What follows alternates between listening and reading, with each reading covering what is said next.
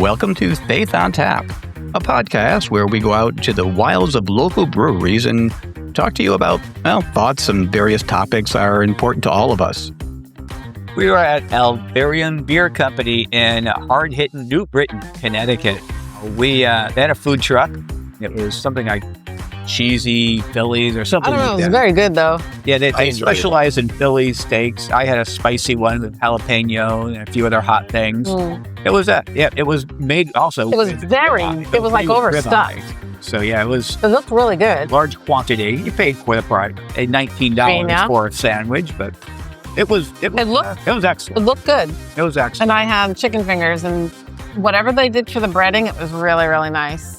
You like the barbecue sauce that he made? Oh, the sauce was The honey mustard, I believe. yeah, it was quite good.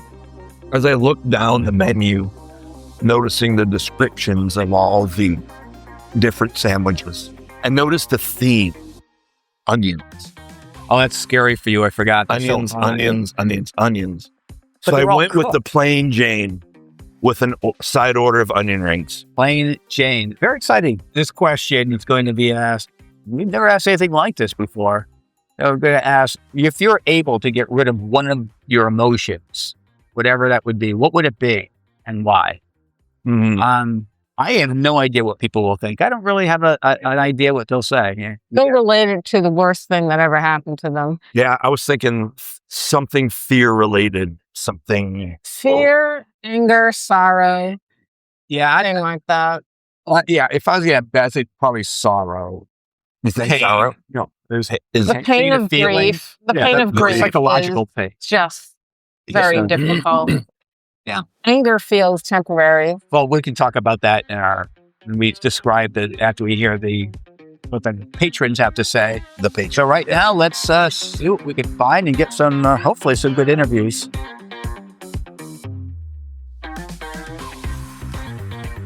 My name is Chris. Thank you, Chris. And I have a question about emotions. If you had an option to get rid of any emotion that you ever had or could get rid of, what would it be? Anger. Ooh, I like that. Why would that be? Because the world is just an angry place. And I think there would be more peace without anger. Well, the question would be for you personally, though. Would you want to get rid of your anger or the world's anger? Just anger in general. So your anger, the world's anger. Yep. And you think if that anger went away, everyone would be happy? I believe so. Are you kind of like a peacemaker? Your personality more of a peacemaker? Pretty much. I'm a Libra.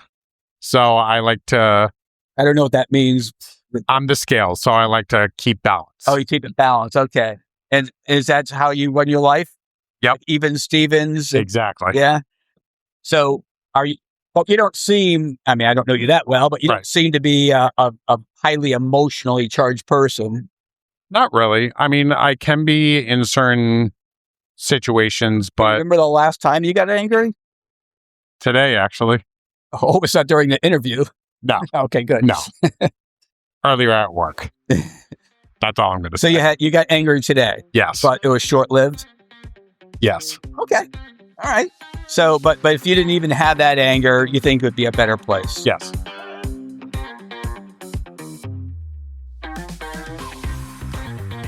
What's your name, please? Heidi. Howdy. Pleasure meeting you. I have a question for you. You can get rid of any emotion that you ever had. What emotion would it be and why?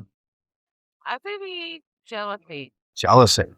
Is that something you we'll make this quick. I see the food coming. Yep. Nope. Because as a middle school student in 1994, I was quite heavyweight. But then in high school, to apparently like 6 years later, I lost all the weight and then feel sad again. What about the jealousy part? I don't understand. That comes in. The jealousy part. What's the jealousy part? I want to be like all the skinny girls. Oh, so you're jealous of people who are different weight than you Yeah, there we go. currently. Yeah. Okay, and you'd like to get rid of that feeling. But I am sad and happy because I love this man right here. Sad and happy makes me happy. So there's some, yeah. So as long as you didn't have that jealousy part, you can just be who you are and be happy with it. Absolutely. You can And- ask him. We're very happy together. Are you guys happy together? Absolutely. It's an absolutely. And here's the fat And there's the happy. food. And I'm going to have to stop talking, but there's a lot of food they're ready to eat. So I thank you for your time. Thank you so much. Thank I you. appreciate it.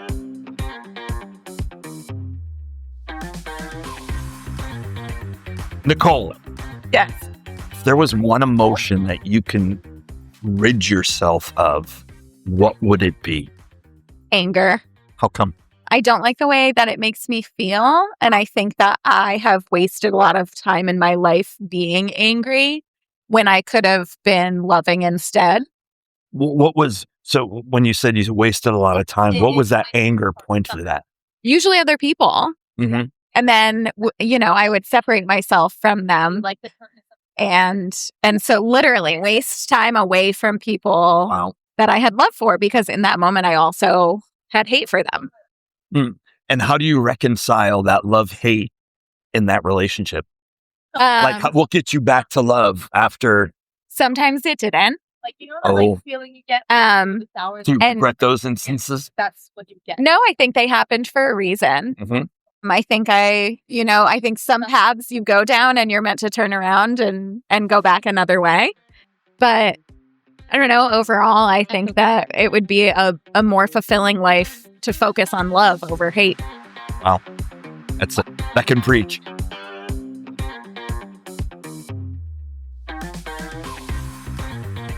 Jeremy, Yeah, absolutely. the question to you is the same. What emotion, if you can get rid of one, would you get rid of? I'd probably have to say fear.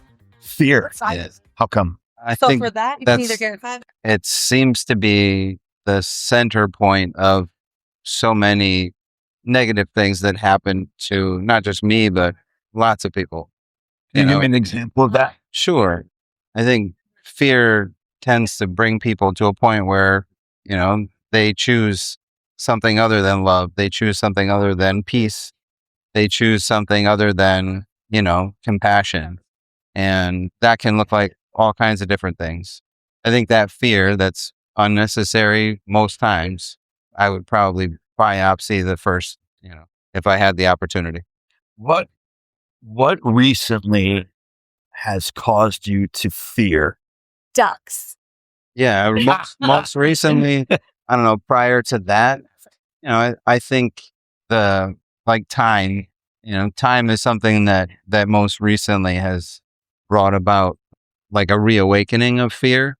Is Like your time on earth type of time? Sure, yeah, time just in general, time with people that I love, time with people that, just time, my time, anybody, just time in general. That, and I felt like I had rectified my issues with fear. And so, it's brought up something that I'm definitely revisiting for sure. How do you keep those feelings of fear at bay so they don't kind of command your day or kind of cause you to lose focus on your day? I smoke like maybe a quarter ounce of weed A day. Yeah, a day. A day. Well, that'll do it. No, there are countless number of practices that over the years I've kind of pearled in my pocket from folks. That's a great term. Yeah, from folks, and I think that's kind of like what does it for me. Because any given day, there's one or a million, reasons that could give you fear, but ultimately, we control most of our own destiny. It's not necessary. What you're telling me is fear is actually unnecessary as an emotion. Correct. And so, I feel most of us, we don't necessarily get taught that it is that way. And you have to either relearn or teach yourself as an adult, and you can lie to yourself. And some people never rectify that sort of relationship with fear. But ultimately, that to me has been the path to, say, just happiness and, getting rid of those things that were plaguing my daily life, Wow. So Can I ask a question, like as a couple, do you see a connection between anger and fear? as emotions that just aren't worth holding on to? Like, is there, do they kind of commingle in any way? Of course they interact. There's no way to separate them from each other. They don't overlap in every single way, but they do go hand in hand. And I think a lot of people, when they feel fear, they become angry, and it's misplaced. Wow. And I don't know if I can say it any differently. And that's always been my experience. I'd have to agree. Excellent. Well, guys, I can't thank you enough for your time. Thank you guys again so much. Thank you.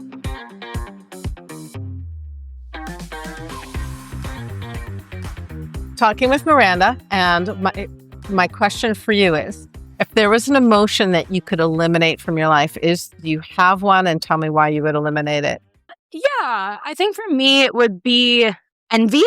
Oh, okay. Yep. I would like to just live. I try to live my life being happy for everyone else plus myself. But of course, there's always times where you're a bit envious of others, and that's where that jealousy can kick in. And if I could get rid of that and then just be happy for everyone all the time for what they're going through and the things they've accomplished in life, I think the world would be a lot happier place. I cannot argue with that at all. And it's interesting because we talked in our last podcast how you were working with these beautiful exotic animals. And, although, I think it's a super cool job, I wasn't feeling envy in that way. And I'm like, yeah, it's really cool so there's going to be people that meet you that are like, oh, I get her wild cats. I do. I get a lot of the back and forth with it. Some people are very jealous and they wish they could do what I could do, and they love to hear the stories. It's true. Way. Other people, they're not very supportive of the zoos and aquarium settings. There's a lot of background behind that I'm understanding about, right?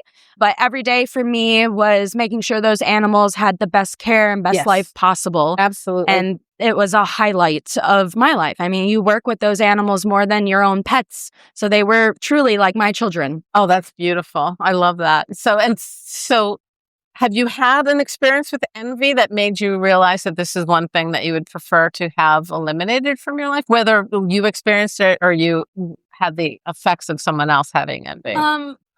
So working in the zoological field, you don't make any money at all. I understand that, yeah. And so seeing people be able to afford life was very much an envious emotion that had come out of me. It was a very challenging time living paycheck to paycheck, having, double jobs and being barely able to afford rent and food on my table, let alone seeing people who chose a different career route that was a lot less physically, mentally, emotionally impactful and be able to sustain themselves.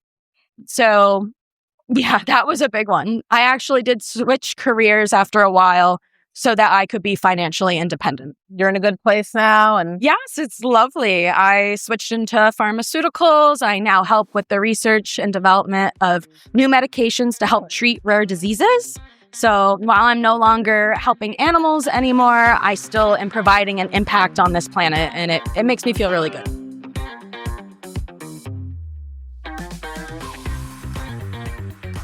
I'm talking with James, and my question for you is, if you could take away an emotion so you would never experience it anymore, is there one that you would choose and why?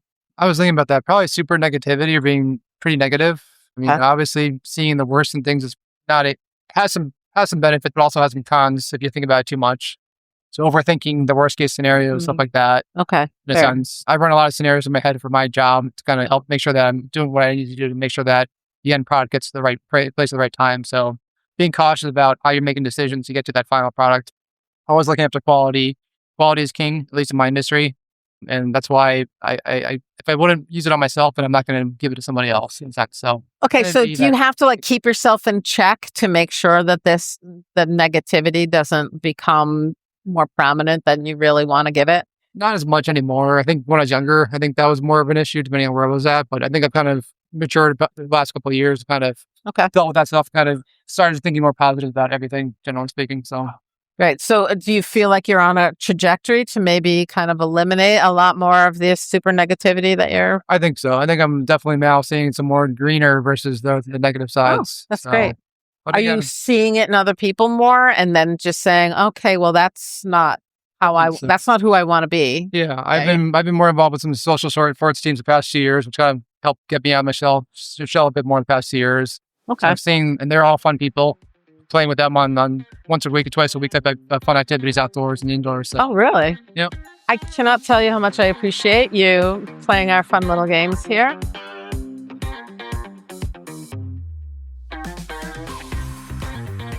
And we're back. So, Liz, what's new in the farm this spring? You have no idea. So in the middle of spring cleaning and in the barn, that means I'm finally found last year's tools under 3 feet of spent hay. But it also means new baby goats. So I call that a win. And so far, what's the tally? 2 boys and 1 girl.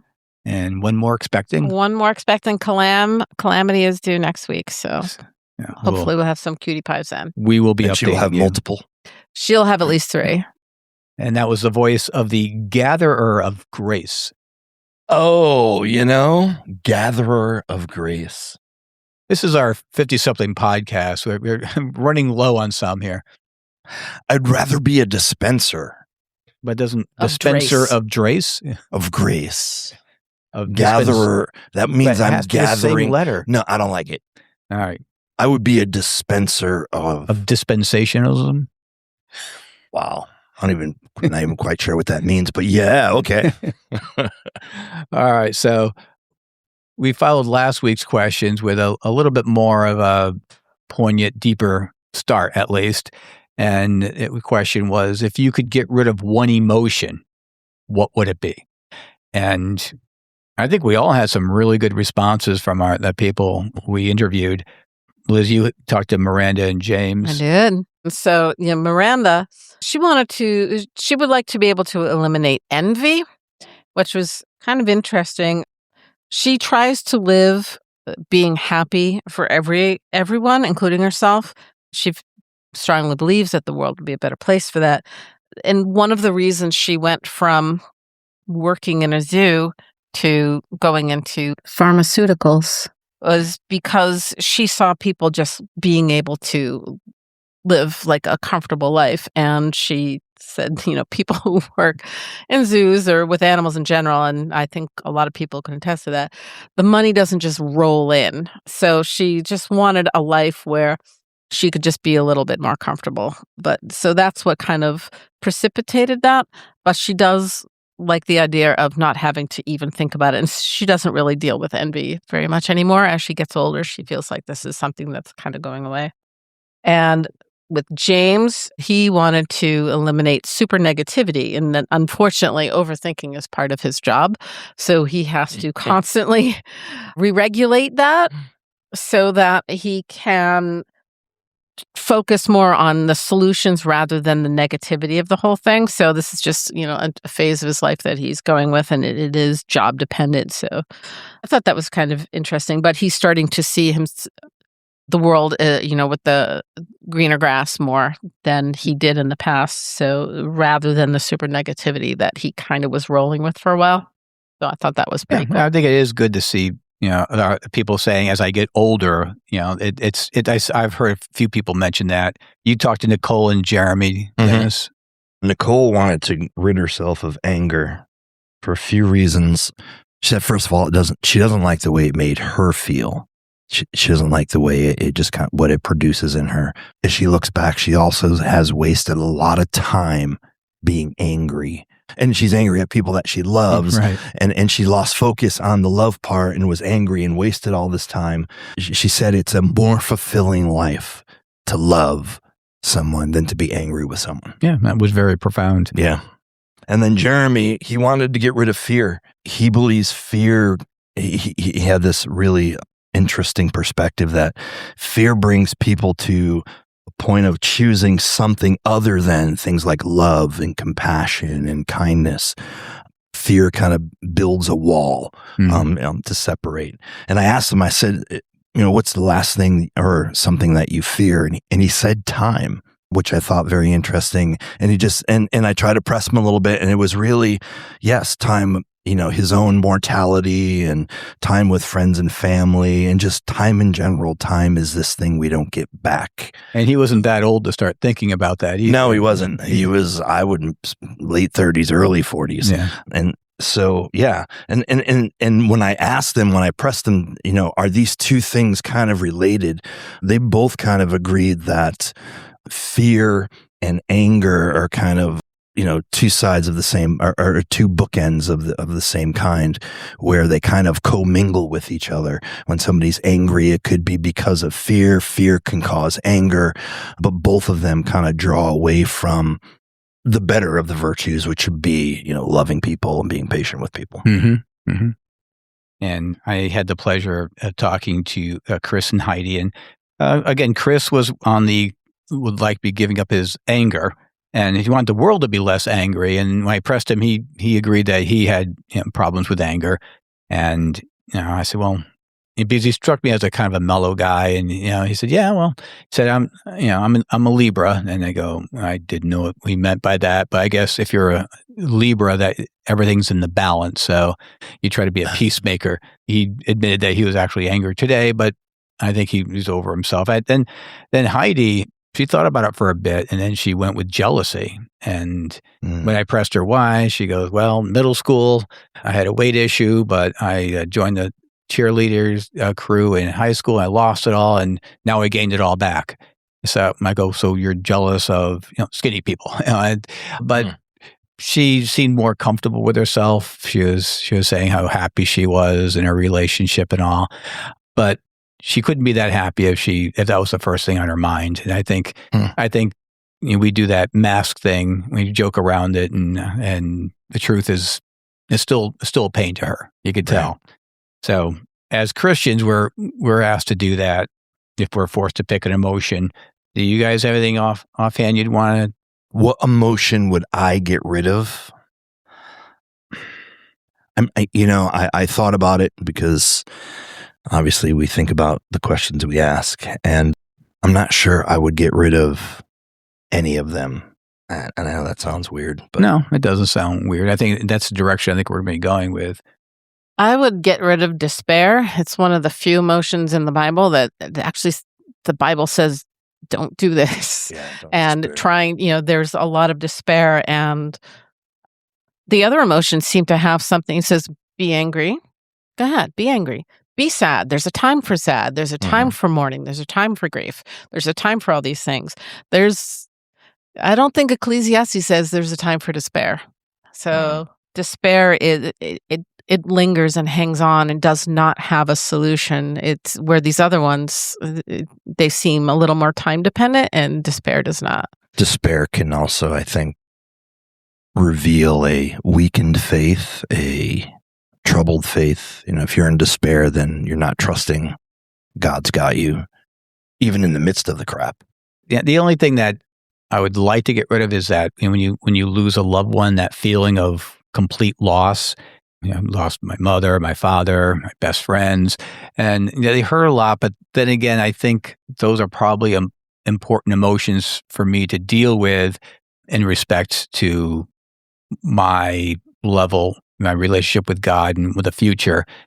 And I think the questions that we're going to answer will probably address that a little further. For example, the first question I have out to you is, so what if losing it completely would actually make you less like Jesus? In other words, he got angry at the temple, he wept over Lazarus, and he felt deep compassion. Which emotion do you think we're supposed to feel as Christians? Those are some three emotions, and Liz talked about anger. So those are a lot of emotions that Jesus had. So is there any emotions that we should shy away from? Well, I think our emotions should be viewed through a biblical lens. Why am I feeling this way? Is this fear of man and or the world, or is this fear of the Lord? Is this Is this challenge coming at me because I'm doing something outside of what God has called me to, or because I'm doing exactly what God has called me to? And so I think we have to really take a look at why we're feeling the way we're feeling. When you first have that emotional response, you don't have time to process it. So you're going to get angry or this or that. But then I think that's why I said be angry, but do not sin. Mm-hmm. So you can be angry. And then, like you said, once you process, why am I angry? What's happening? How do I deal with that? I think that should probably be the Christian response. It's like anything else. It's something that needs to be exercised. It's something that you're going to ebb and flow in. You're going to be successful this week and you're going to crash miserably next week. But that doesn't mean you give up. Kind of analyzing and trying to be patient. If we live within the goal of the fruit of the Spirit, then if we look at things through those lenses, I think it would do us a much better justice than just kind of reckless and frantic and not sure how to respond, what to do, what to say, what to think. Yes. So we go to the things of God first and say, okay, why? Mm-hmm. What's going on here? Sometimes there's not even an answer long term, but there is a submission to, okay, God, I don't get this, and I'm not going to allow my emotions to negatively affect the direction that God's pulling me in. Mm-hmm. So when we asked all our people, no one chose a positive emotion. Everyone chose something negative. No one said joy. I would like to give up joy or love. So first of all, why not? Why do you think people want to get rid of a negative emotion? What's the reason? They want to get rid of a negative emotion? Yeah. They don't want jealousy. They don't want anger. Is it as common sense as it feels bad? Yes. But I also think it holds up an ugly mirror that we see a little bit of our broken selves in the way we responded to that emotional situation. Anger, I've lashed out in anger. Ugh, that's more on me than on the person who made me angry. And so it's an ugly mirror that I have found that is held up in front of me to go, look at yourself now. So our goal then for most people would be to eliminate negative emotions and just have happy emotions. I mean, would you say most people strive for that? Well, I think that's a desire. I'm not sure we're striving for that, but we do want to live in peace. We do want to live in harmony with our brothers and sisters. We do want to. Well, we want life to be easy. Threatened. Yeah. Well, that's how we imagine heaven. Yeah. But I don't think negative emotions are necessarily a negative thing. Right. I agree with you, but everyone we asked one didn't choose, I want to give up love. They all chose a negative emotion. A negative emotion, yeah. Because of the way it makes you feel. Yeah. It makes you feel vulnerable. It makes you feel exposed. It makes you feel sometimes more transparent than you care to. So yeah, they want to get rid of those things. But I think, there was nobody that said, I want to get rid of love, or I want to get rid of joy, or I want to get rid of patience, or I want to get rid of kindness, because the scripture says that those are literally the fruit of Holy Spirit. And so there's this intrinsic DNA, spiritual DNA, I believe, that we've been given that says those things are virtuous, and we want to hold on to those things. We want to strive for those things. We should be living in those things, giving and both receiving. And all the negative, what we deem negative, nobody really wants, but we're never going to get rid of that. The negative will always be here until Jesus comes back. Right. Well, so let's go to my man C.S. Lewis. He pointed out he pointed out that feelings aren't what God principally cares about. Faith is. Mm-hmm. But he still gave us emotions. And if you could never feel a specific emotion again, would that make your walk with Christ easier? Or would it actually rob you from something important, like the ability to grieve for those who grieve or rejoice for those who rejoice, as Romans 12:15 states? Yes. I think it would shallow your life. One of the unfortunate circumstances of love is grief at the loss of a loved one. Sure. And so some of those things, the painful things, would make us less human, I Mhm. think. And even less in the image of God, because if we're made in the image of God, if Jesus said, "You've seen me, you've seen the Father," Jesus wept, Jesus grieved, Jesus got angry, all of those things. And so that's all part of our spiritual DNA. Mhm. But yet in our anger, we're not to sin. But in those times of emotions, we can make those connections with other people who share those emotions and connect with them and hopefully help them through situations Absolutely. and dealing with things. When big crises occur, big emotions happen: fear, sorrow, righteous anger. Now, Christians sometimes stoically suppress negative feelings because we think strong faith means never feeling bad. Oh. But Scripture commands us to feel certain things like joy, grief, zeal, even good jealousy. So what emotions do you think the enemy would like to eliminate from us? And what do you think God actually wants to redeem in us?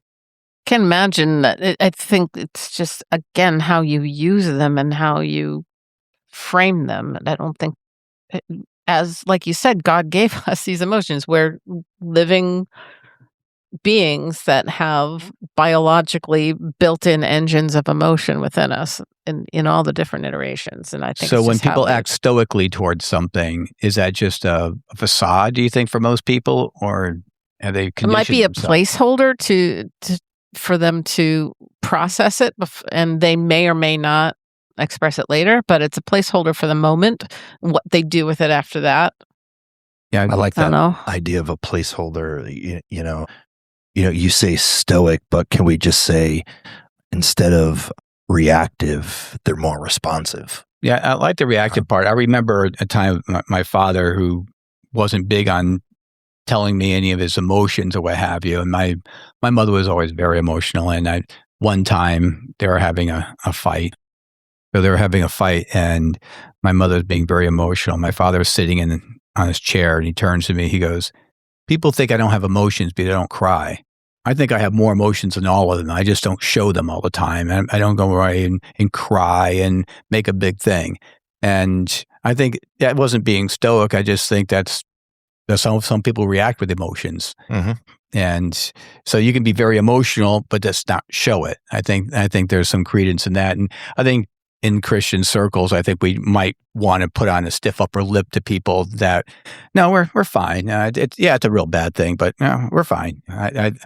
God is good. Yeah. Doing many, many funerals and memorial services, I find that the ones that I've been called to, that they wouldn't be considered, Christian because they don't attend a church, blah, blah, blah.